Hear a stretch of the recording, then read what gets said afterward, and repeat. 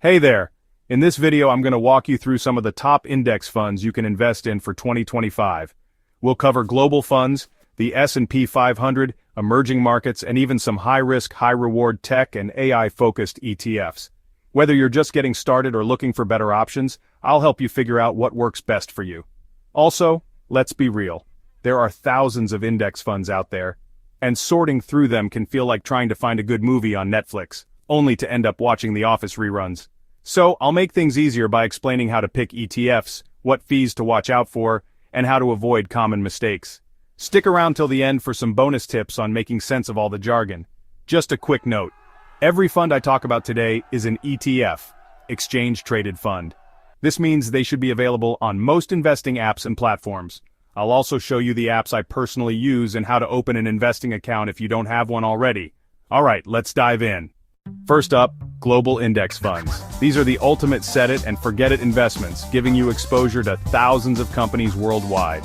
Think of them as an all-you-can-eat buffet of stocks, with a little bit of everything on your plate.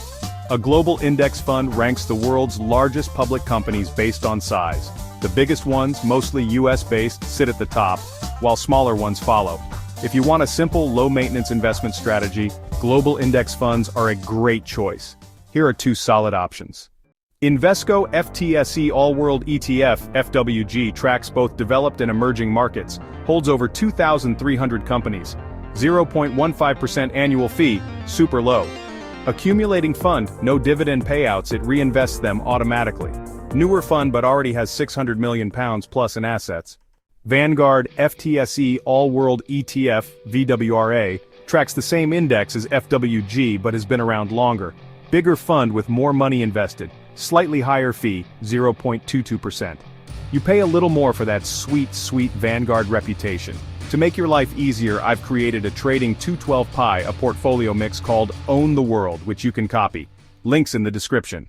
Next up, the S&P 500, aka the Beyoncé of stock indexes, iconic, powerful, and full of heavy hitters. The S&P 500 is a collection of the 500 largest US companies, including Apple, Microsoft, and Amazon. It's one of the most popular investments for long-term growth, and you'll find tons of ETFs tracking it. Here are some solid options. Vanguard S&P 500 ETFs, VUSA standard version, VWAG accumulating version, which automatically reinvests dividends. Both have super low fees of 0.07%. I personally use VWAG because I like my dividends reinvested automatically. State Street Spider S&P 500 ETF, also known as SPXL. It's the cheapest S&P 500 ETF available in the UK, costing just 0.03% per year, cheaper than a cup of coffee over the long run.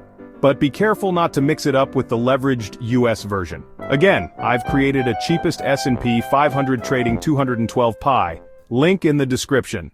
If you want to spice things up, emerging markets might be for you. These funds invest in companies from China, India, Taiwan, and other fast-growing economies.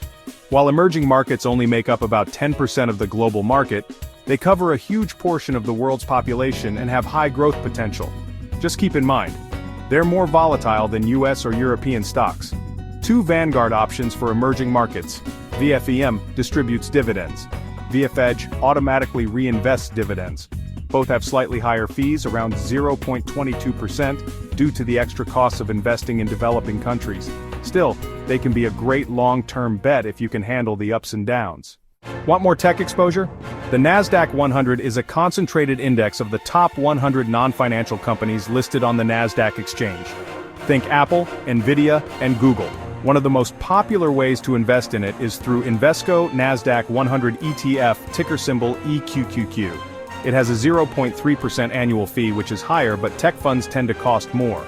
High volatility, big potential rewards, but also bigger risks.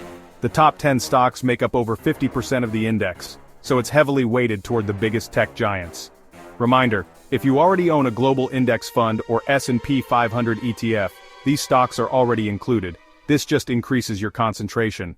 Now let's talk about the hot trend of AI, robotics, and automation. These ETFs focus on the companies shaping the future, but they come with higher risk and volatility.